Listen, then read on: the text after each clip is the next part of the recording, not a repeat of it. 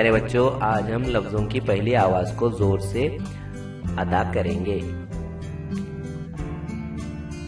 न, ह, य।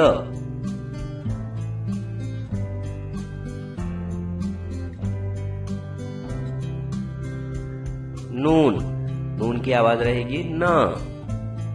न,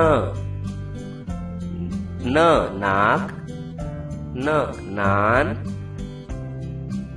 न नाग, न नाव।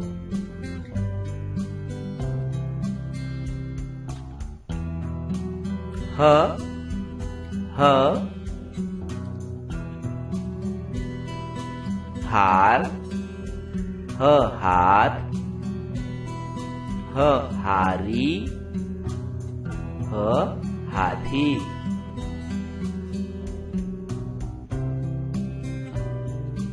य, य यका, यार, याद, याक।